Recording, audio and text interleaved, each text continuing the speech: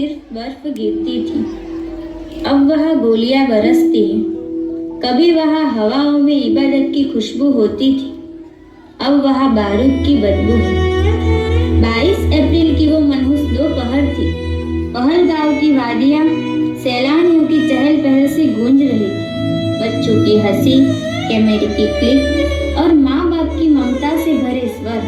और तभी कुछ चेहरे नकाब में लपेटे हुए, जिनके दिलों में ना इंसानियत थी ना रहम, बस एक जुनून। जुनून नफरत का, जुनून खून का। क्या तुम हिंदू हो? ऐसे पूछ पूछ कर अनेक मासूमों को मारा गया। मजहब बताओ। और फिर चल गई बंदूक की सीने चीर देने वाली आवाज। धर्म पूछ पूछ कर इंसानियत का जनाजा निकाल दिया गया। और लहू, वो लहू जिसने जमीन को लाल कर दिया। वो कश्मीर जहाँ कभी कबूतर उड़ते थे, अब वहाँ लाशों के ऊपर चील मंडराती है। लेकिन एक सवाल अभी भी गूंज रहा है, क्या अभी भी हम चुप रहेंगे? क्या हमारी एकता इतनी कमजोर है? नहीं, भारत की मिट्टी वीरों से बनी है। यहाँ हर घर में एक लक्ष्मीबाई और एक भगत सिंह जन्म लेते हैं। हवा का रुख बदल दूं मैं अगर इरादा कर लूं। ये कायरता नहीं, ये चुप्पी भी एक तूफान है। और इसी तूफान की कहानी है हमारा ये नाटक। वो साल था, नहीं वो जख्म था, 2025, जब पहलगांव की धरती कांपी थी और वहां जन्मी थी एक ज्वाला, जिसने जवाब दिया, लफ्जों से नहीं, हिम्मत से। तो आइए सुनते हैं इस कहानी को, जिसे लिखा गया लहू से और सुनाया जाएगा आज इस मंच से।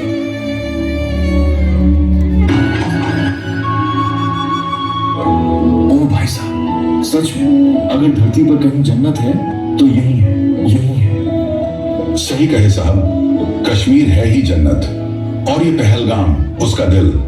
अरे साहब, यहाँ की हवा में भी सुकून घुला हुआ है। घोड़े की सवारी करोगे क्या? ऊपर बाईसारन तक जाना है तो? हाँ यार, यही तो सुना है, बाईसारन मिनी स्विट्जरलैंड। लेकिन भाई पहले बता दो, तुम हो कौन? ऐसा लगे जैसे लोकल शायर हो। मेरा नाम है मोहम्मद यूसुफ गनी, तीसरी पीढ़ी से टूरिस्ट गाइड हूँ। मेरे दादाजी ने जवाहरलाल नेहरू को भी यहाँ घोड़े पर घुमाया था। अरे वाह, तब तो भाई आपसे बेहतर गाइड कौन होगा? चलो फिर आज तुम्हें मैं दिखाता हूँ वो पहलगाम जो सिर्फ फोटो में नहीं दिल में उतरता है। घोड़ा तैयार है, हवा भी तैयार है, चलो उस जन्नत की ओर।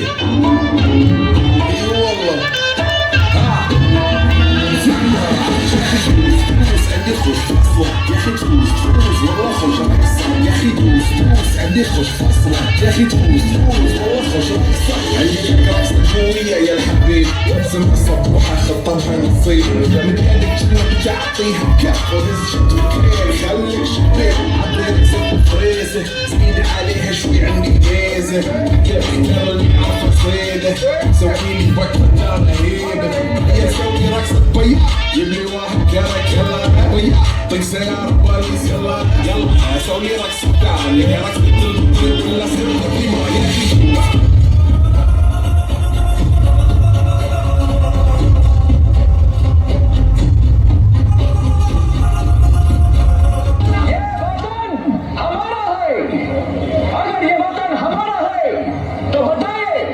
इसको और हुकूमत कौन करेगा? इसकी आजादी की जंग कौन लड़ेगा? आजादी की जंग लड़ेंगे तो हमारी कौम को यह पता होना चाहिए कि हमारा दुश्मन कौन है, किसने हमें गुलाम बनाया है।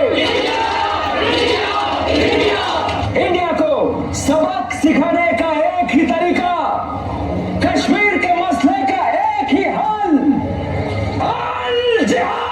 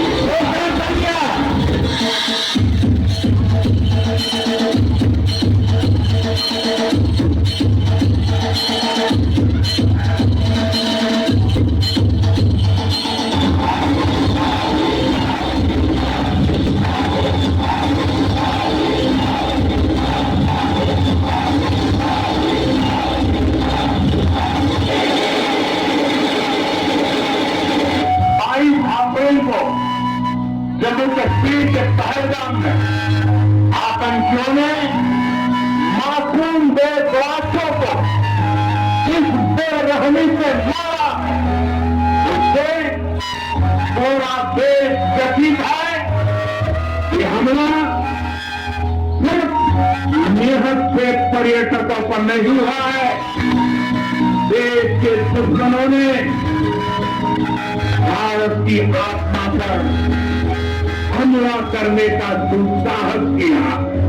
मैं बहुत सख्त शब्दों में कहना चाहता हूं, जिन्होंने ये हमला किया है उन आतंकियों को और इस हमले की साजिश रोकने वालों को उनकी कल्पना से भी बड़ी सजा मिलेगी, सजा मिलकर के रहेगी।